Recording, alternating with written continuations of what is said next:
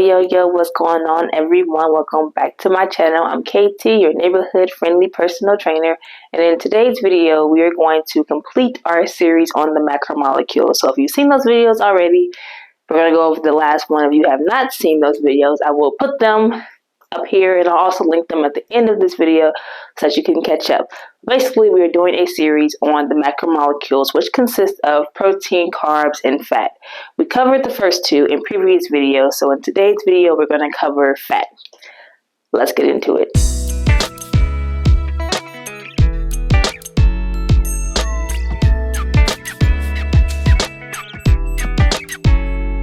In previous videos, I have given each macromolecule a nickname. I deemed protein the beloved macromolecule. I deemed carbs the misunderstood macromolecule. So what am I going to call fat?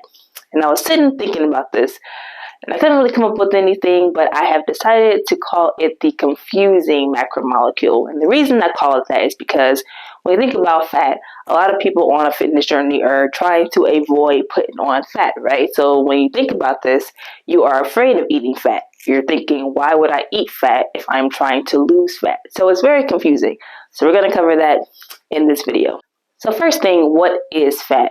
Well, on a scientific level, fat is a combination of fatty acids that have joined together to form a triglyceride. They're pretty much just a bunch of triglycerides that have linked together to form a fat molecule. And the role that fat plays in our body is, one, insulation. So a lot of people think, like, well, I just want 0% body fat in my body. Like, you die, right? Like, so fat is meant to keep your body warm. So that body heat that forms a little insulation bubble around our bodies, fat helps contribute to that. So it's meant to keep your organs safe, keep your muscles safe, keep you safe by providing an insulated layer around your vital organs.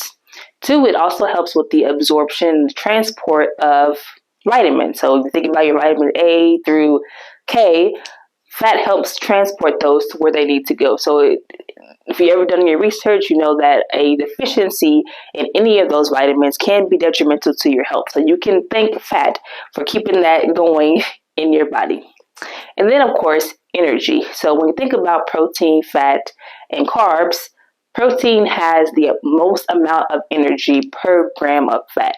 So for basic math, let's say you ate something that was 10 grams of fat. That would equate to 90 calories. So if you ate 10 grams of carbs or protein, that would only be 40 calories. So you get what I'm saying here. So you can eat more of protein and carbs for less energy than you can for fat. So while fat isn't, the thing that you should bully when it comes to the macromolecules, it does provide the most amount of energy. So how it works in your body is when you eat things that are of fat, once it digests, your body is going to use some of that for energy, and then the rest of it is going to use for later. So it's going to store it in your body for a later purpose. Now, your body primarily, which you might remember from previous videos, wants to use carbohydrates. So if you overeat on fats, your body's already using the carbs for energy. It's probably not going to use that much fat for energy. So whatever is left over, it's just going to be stored. While you don't want your body to be primarily fat, you do want to have some in your body for those other systems that need that regulation. Fat is stored in different ways. So we do have the fat that is underneath our skin, that's subcutaneous fat. And then we have the visceral fat that I'm sure a lot of you are aware of, that kind of causes that abdominal fat. So it's fat that then starts to seep in between your organs, your liver, your pancreas, within your muscles. It's fat that gets everywhere. So in terms of healthy and non-healthy, the subcutaneous fat is our healthy fat. It's fat that we have to have in our body for that regulation of our temperature and just for our health in general. And then having an excess amount of visceral fat is when it becomes to be a little unhealthy and detrimental to your health, because you have a lot of fat that is covering your organs, making it hard for them to function. So when you think of fat, we have good fat and we have bad fat. Let's discuss some things you can eat in your diet. So healthy fat are going to be those things like avocados, nuts, fish, so sardines or salmon, things of this nature. So they're foods that also have health properties to go along with that fat.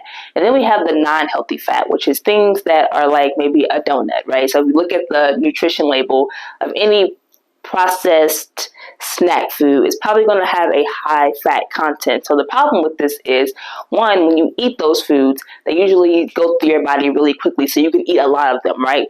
You probably can't sit and eat 6 fillets of salmon, but you can go through and eat 6 donuts, you know what I'm saying? So, but the 6 donuts are going to be significantly more fat than the fish or the nuts or the avocados that you're eating.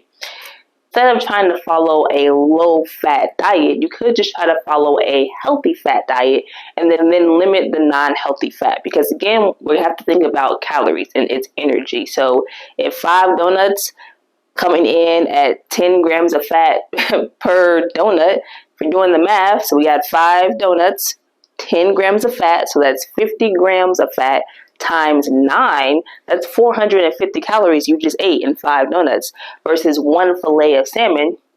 I can't really do that math right now, so I don't really know how many grams of fat a fillet of salmon is, but I guarantee you it's going to be a lot smaller than 5 donuts. So you have to think about energy dense versus energy deficient, calorie dense versus calorie deficient, nutrient dense versus nutrient deficient. So how can we use fat for our nutrition goals? Well, if general health is your goal, the FDA recommends eating 20 to 35% of your calories to come from fat.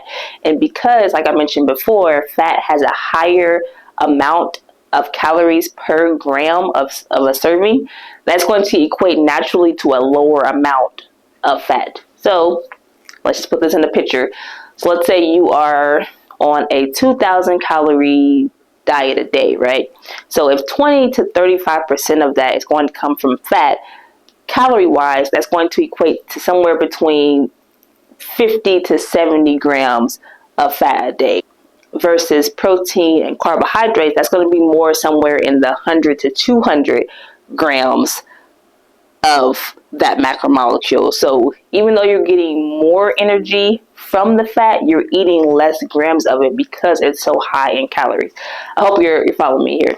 So fat is always going to be the least amount gram-wise in your ratio of protein to carbs and fat. But they're going to count for a good amount of calories just because there are so many calories per that gram. In my professional opinion, fat is the mediator between protein and carbs. So whether you are on a muscle gain journey or a weight loss journey, you're going to want to increase your protein levels, right? So if protein is increasing, fat or carbs has to go down just to keep it energy balanced, right?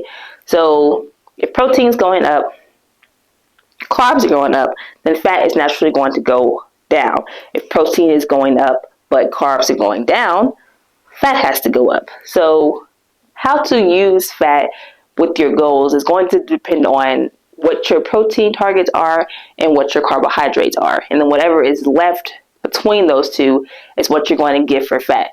But like I mentioned before, we don't want to be fat deficient. So it is important that you have some amount of fat in your diet. And if the scale is from 20 to 35%, your minimum should be 20%. You don't want to go underneath that unless, again, you are in a bodybuilding competition to where they, towards the end or maybe somewhere in the middle, their fat levels are super low or their fat levels are super high. So in that instance, you will have a coach and a nutritional guide that's going to tell you how much you should eat. But if we're talking about general health and you're just out here on a simple weight loss journey or on a simple muscle building, you're not doing a competition, then I would say 20% on the low end, 35% on the high end.